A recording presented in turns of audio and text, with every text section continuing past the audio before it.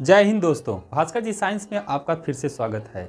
और सावधान इंडिया, जैसा कि अभी आप इस दौर में देख रहे हैं कि कुछ ऐसे मार्केट में प्लान आते हैं जो आपको कुछ समय तक लेकर के चलते हैं, कुछ आपके पैसे को इन्वेस्ट कराते हैं और बाद में आपके साथ क्या कर देते हैं, स्कैम कर देते हैं।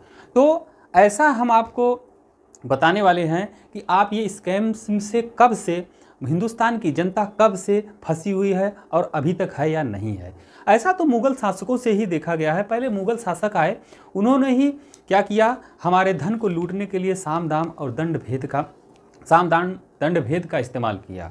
यानी कि सबसे पहले वो समझाते थे, फिर इसके बाद में यह दाम लगाते थे, फिर इसके बाद उनकी बात न सुनने पर फिर वो प्रताड़ित करते थे, यानी दंड देते थे। फिर इसके बाद में हमारे हिंदुस्तान में व्यापार करने के इरादे से आए अंग्रेज गोरे, और वो अंग्रेज आए, फिर उन्होंने भी यही नियम लगाया। ये नियम किसका था? चाणक्य का नियम था। चाणक्य ये पहले ही कह चुके थे कि किसी भी फरेब को समझने के लिए उसके पहले साम दाम दंड भेद को समझिए। तो आपको साम दाम दंड भेद को समझना बहुत ज़रूरी है। हम आपको और आगे बताते हैं।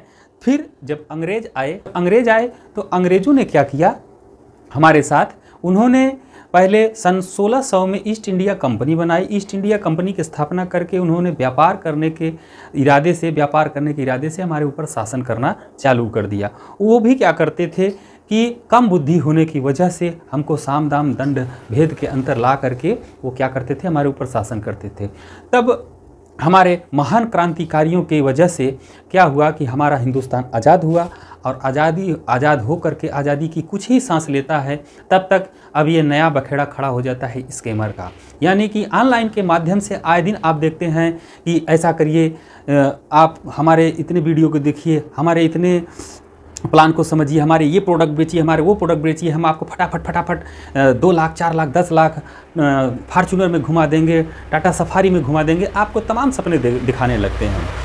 हम आपको बता दें कि इन फरेबियों के क्या होते हैं, 2 पैर होते हैं और 2 हाथ होते हैं, और ये अंधे होते हैं। ये हमारी आंख से देखते हैं आप और अपनी पैर से चलते हैं।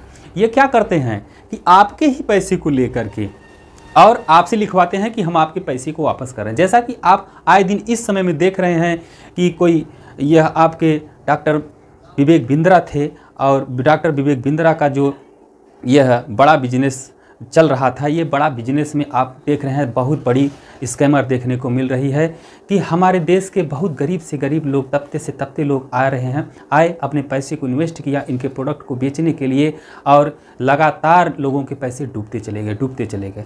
जब उनसे यह दावा भी किया गया था कि अगर आप ये प्रोडक्ट बेचेंगे, ये हमारे बिजनेस के कॉन्सेप्ट को बेचेंगे और आपको फ़ायदा नहीं होगा, तो मैं आपको डंके की चोट पर आपको पैसा वापस दूंगा। लेकिन ऐसा ये लोग नहीं कर पाए। जब इनसे पैसे की डिमांड की गई कि हमने आपके प्रोडक्ट को बेचा, हमको कोई लाभ नहीं हुआ, हमको नुकसान हो रहा है, हमारा पैसा दे दीजिए, तब उनसे यह कहा गया कि अब तुम क्या करो कि एक आदमी जो आप ये ट्रेडर था, एक ट्रेडर 5 आउट ट्रेडर दो, हम आपको 35% के रेट से आपका पैसा वापस कर देंगे। तो ये सबसे बड़ा फरेब है दोस्तों।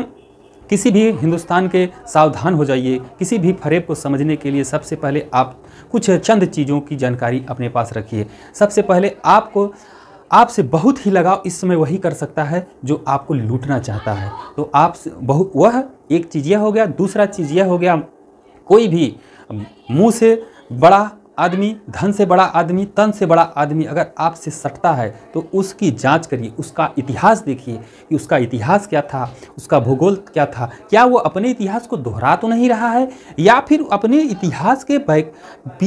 इतिहास को वो बैक करके उसको अपने इतिहास के ठीक विपरीत तो नहीं चल रहा है। उसके पीछे उसका क्या मकसद है, क्या उद्देश्य है, ये ध्यान रखिएगा दोस्तों। इसलिए हमने आपको यह खास वीडियो दिया हुआ है कि इन स्कैमरों से आप बचिए। बिना किसी जानकारी के, बिना किसी इन्वेस्टिगेशन के आप किसी में मत पैसा लगाइए, मत किसी में आप फंसिए। और एक सबसे महत्वपूर्ण हम आपको बता देते हैं कि जो आपकी संस्कृति है, उस संस्कृति को आप चलाने की कोशिश करिए। चाहे आप गोबर का कंडा ही क्यों बनाने वाले घर के ही क्यों व्यापारी न हो, मिट्टी के बर्तन ही क्यों बनाने वाले व्यापारी क्यों न हो। आप अपने सनातनी चीज़ को कतई मत छोड़िए। जो आपकी संस्कृति है उस संस्कृति को छोड़ करके आप यह फॉर्च्यूनर में चलने का सपना मत देखिए। नहीं तो आपका यह गोबर का कंडा भी नहीं आपको नसीब होगा, न मिट्टी का बर्तन बनाने का नसीब होगा। क्योंकि ये ऐसे स्कैमर्स हैं, ये ऐसे फरेबी हैं, ये ऐसे धोखेबाज हैं कि आपकी ज़मीन जायदाद तक को बिचवा करके आपको नंगा और भूखों से भी बदतर कर देंगे।